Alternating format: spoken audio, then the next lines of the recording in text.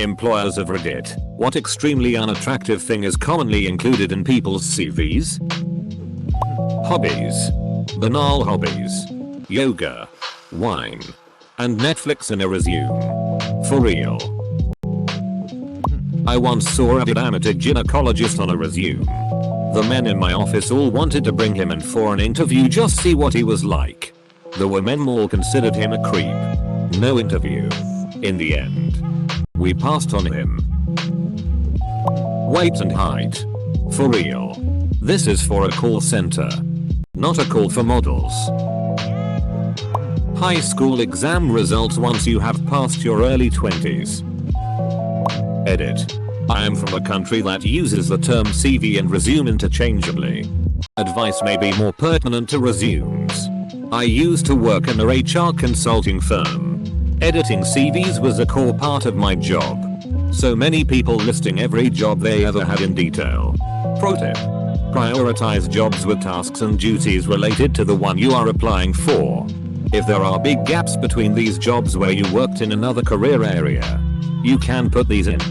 But they do not have to be detailed descriptions.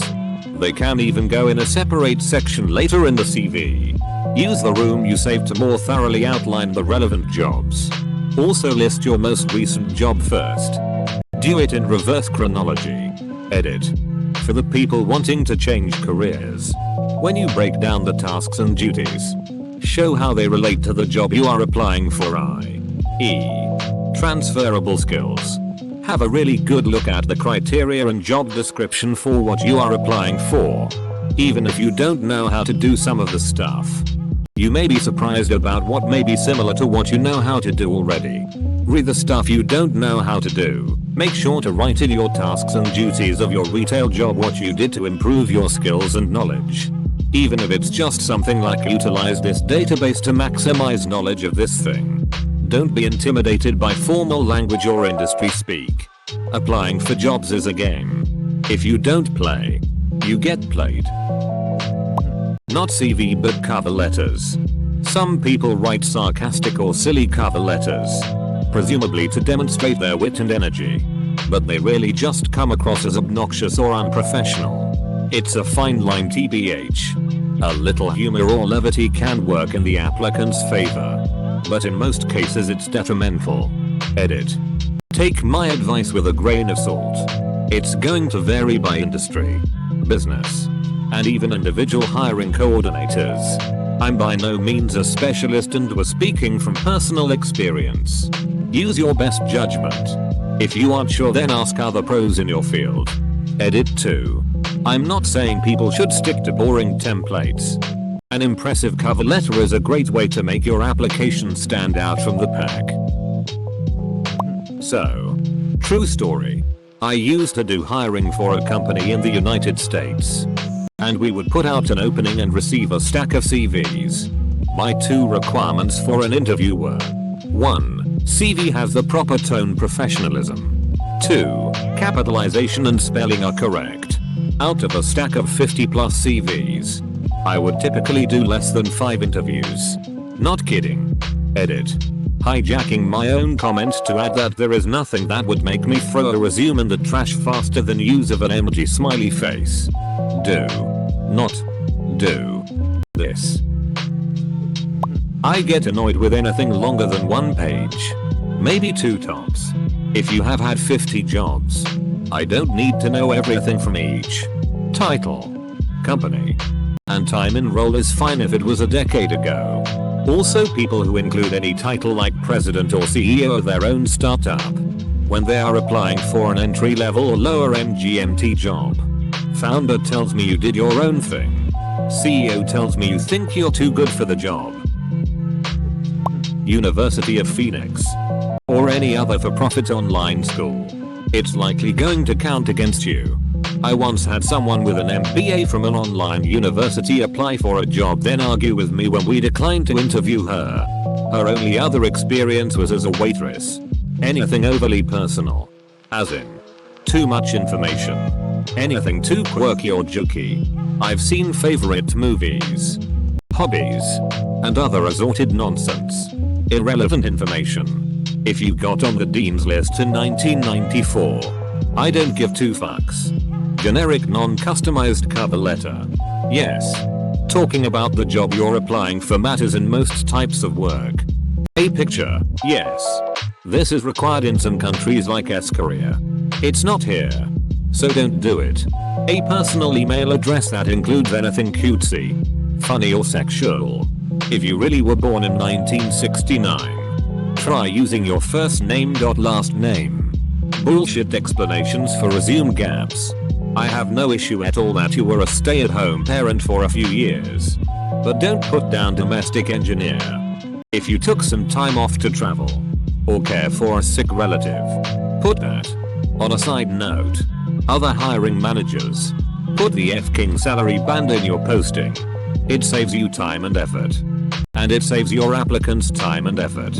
You don't get some secret advantage to keeping it a mega secret unless you really are operating far above the 100k range or so. And it legitimately does contribute to pay inequality for people with disabilities, people of color, etc. Oh. And if you're asking for salary history, knock it off. This thread is a prime example of why resume advice is bullshit. So many conflicting opinions. Don't list volunteer work, list volunteer work. Add personality, don't be unique. Don't cram things in, don't have white space. etc etc. Vague job descriptions in which people just write the title of the job they were doing like a welder and not putting down what type of welding. Was it out on site or in a workshop? Was it in heavy or light engineering, or were there any other duties other than welding that you had to do as well? Don't have footprints on your application. It might be a retail job, but FCK. Figure out how to not stand on your paperwork. It's not hard. There are a couple of phrases that will make me instantly reject a resume. Change agent, thought leader. UK here. But people who put the name of the prestigious college they were part of, not the university they got their degree from. Similarly, people who put their secondary school above their university. I don't give a shit if you went to some elite private whatever. I care that you can do the job. Maybe it's because I'm an American working over here. But shit like that really bothers me and makes me less likely to give them an interview. University of Phoenix. I'm in the US. Their picture. Seriously. If you are not seeking employment in the entertainment industry, don't send your picture. I got a resume once from a very eager cook that legitimately said I take this shit seriously. I'm all about that cooking game. Hire me and I'll show you. Double quote. I brought him in for a trial. He did very well and I coached him on resume etiquette. 1. Attempts at humor. Big no for me. I won't think this applicant has personality. I'll think this person's a clown who didn't know this wasn't appropriate. 2. Hobbies and non-professional interests. They are irrelevant. If they come out organically in an interview, that's great, but leave them off the CV. 3. This relates onto the interview stage. But don't embellish things in your CV in a way that will seem dishonest when it gets to interview. These things are easier to spot on CVs than people seem to think. I have nothing, but I'm very embarrassed that I read employers of Reddit. What extremely unattractive thing have you seen at CVS? And I quote Time Magazine's Person of the Year. 2006. Religious beliefs. If I care, I will ask. I have yet to ask anybody, but I have been told by plenty. I've been a software dev manager several times in my career. Keep your resumes 1-2 pages. 1 page if you're junior to low mid. 2 pages for everything else. I once got a resume that was 17 pages long for a guy who was in his early 30s. He even had an entire page describing what he did in high school. I once saw a CV for a retail job. The lady was a known problem customer and her CV featured a selfie of her necking a bottle of champagne. We passed. Basic spelling and grammar. On the internet. Forums. Reddit, whatever, it's fine to make the odd error. On your CV it's not. A good 50% can't even be bothered to get that basic down. I've seen people write about their attention to detail, etc. I swear with the online job websites, people just throw together something and send it to 1,000 jobs and hope they get something. Whenever I see remarks about people who sent out 5,000 job applications in 1 month and heard nothing, I can only imagine it's in this manner. Worry too much irrelevant information. Don't include your job at Applebee's if you're applying for something completely different unless it's the only work experience you have. And don't bother with an objective or other flowery filler. More often than not, the people who write novels in their emails and resumes, in an effort to sound smart and really sell themselves, end up putting something that sounds pretty dumb. Keep it short and sweet and let your resume speak for itself. I was interviewing who would later be my manager, although I did not know it. He included he knew how to use a browser. This was a while ago, but still absurd. He turned out, not unexpectedly, to be a fool. Their dissertation was older than me. One of the other, older, profs on the search committee thought they had an interesting application. But I pointed out that if I could be born, grow up, get 3 degrees, and earn tenure all while this guy was writing his still unfinished dissertation, he was never going to freaking finish. Speaking from experience as the technical interviewer for front-end development, I don't play word technology bingo with your resume CV. It certainly looks promising if you list the tech you've worked with and some of it happens to be what I'm hoping to hire. It gets some obvious screening done quickly. Nothing personal if I say no for skill mismatch reasons. You just wouldn't be a good fit. I also don't think it's a good look to list literally every technology you've ever heard of. First, I won't believe you. And second, the signal to noise is bad. If I'm hiring for a person specifically for position X, and the relevant skills are A through F, and you list A through M anyway, I will feel like perhaps your skills are not the best fit. What I don't like seeing are things that people sometimes do to make them stand out, ironically. Trying to break the mold too much can really hurt your chances. Keep it simple, honest, and to the point. Really old jobs don't necessarily need to be on there. Especially if they were like a high school college job that isn't related to your career. It's okay if you're only 2 years into your career to show that you held down a job all throughout college. But at some point, that just becomes wasted space in my opinion. As someone currently looking for a new job, I think the thing to take away from these responses is that there is no hard and fast rule about proper CV etiquette. Mine is 2 pages long, down from 3. Some people say 2 is fine. Others insist it should be no longer than a single page. Mine lists all my jobs over the past 5 years. Some people say to only list relevant positions depending on what job you're going for. I have a personal statement at the top which outlines a brief intro to me and my skills. Some people argue this is crucial. Some say it's pointless. I've had a lot of recruiters skip over my application entirely. Some have contacted me to say they aren't taking my CV further. And I've had the odd interview, actually have one on Thursday. I keep my CV the same way except for 1 or 2 tweaks to make it relevant to what I'm applying for. Bottom line is, I think we should take advice about CVs with a grain of salt. Listing attention to detail under qualifications, then making basic spelling errors. The primary advice I give people about their resume is that it's tailored to the job for which you're applying. Relevance, readability, memorability. If you hit those 3, you're top of the stack. The likelihood that the exact same resume will be all those 3 for disparate JDs is quite low. I'm not an employer myself, but something I've heard from an interviewer who came to my school to help us learn how to write out job applications was that too many people make their written statements about themselves as opposed to how they can help the employer. They focus too hard on why they want the job instead of why their skills would benefit the employer. They come across as naive or narcissistic and not particularly helpful to the employer. Professional Redditor. No joke. A DCK pic. I once put I'm willing to suck a DCK if it gets me a job. Someone took me up on it. I was bluffing. Make sure you are able and willing to fulfill your resume statements. Spelling grammatical errors. If you spend that little care and attention on literally the first thing we're going to see about you, then how much care and attention are you going to take with the job? Typos. FFS people. Learn punctuation. Straight to the garbage for typos.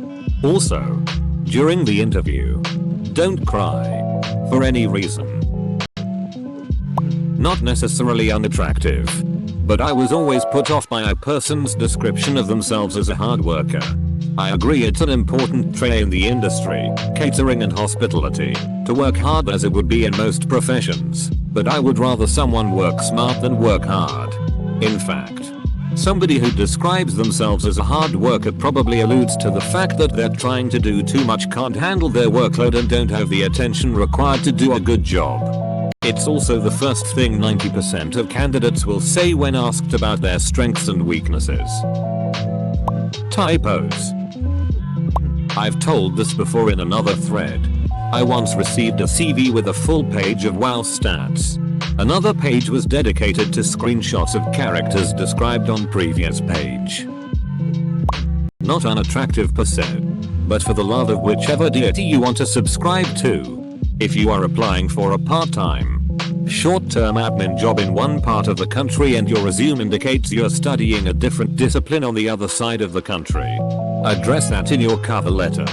Simple: I am moving to Perth within the next month due to my partner taking a job there. I will be available for an in-person interview after X date. Don't just leave me questioning why an architecture student from Melbourne is applying for a 6-month maternity leave position in a doctor's surgery in Perth.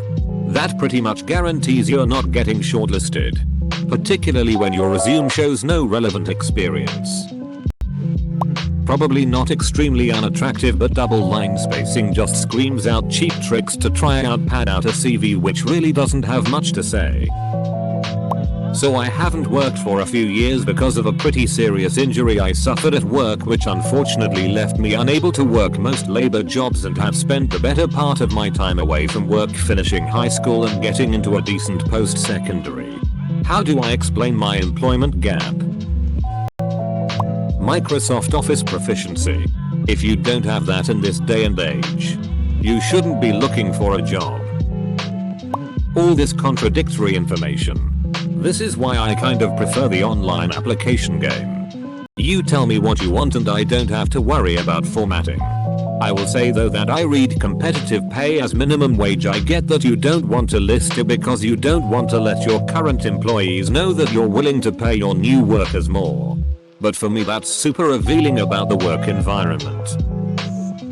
Do any employers hiring managers posting here realize your applications require applicants to list all prior jobs? Sometimes with threats of dismissal at any point during our employment with you. If you find anything we left out, how do you simultaneously fail an applicant for listing all prior jobs while requiring him to list all jobs? Dressing up a turd. I get that most writing classes teach you to be eloquent and inventive and use flowery descriptive language. When writing a resume, be clear and concise. If you worked at a burger joint, you say full-time line cook at diner name, not food preparation technician or industry qualified food service professional. You're a burger flipper. And now I know you're a burger flipper who likes to bullshit people. There's nothing wrong with putting in a crappy job on a resume. Job experience is job experience. But just be honest and don't try to dress it up as something it's not. Nobody is going to say no to you because you worked a year as a janitor. But if you write a whole paragraph about how your hygiene technician career helped develop your interpersonal skills and dealing with difficult personalities in a calm and courteous manner, as well as learn prioritization and quality assurance tactics, or how you are well versed in the identification of chemical processes, then I'm just going to chuck it. When you don't have much previous experience, list your basic skills, basic responsibilities, your previous jobs, and don't elaborate in detail. Just deliver who you are, honestly, and many employers will respect your cadence. It may not land you the job, but it won't be an auto reject either.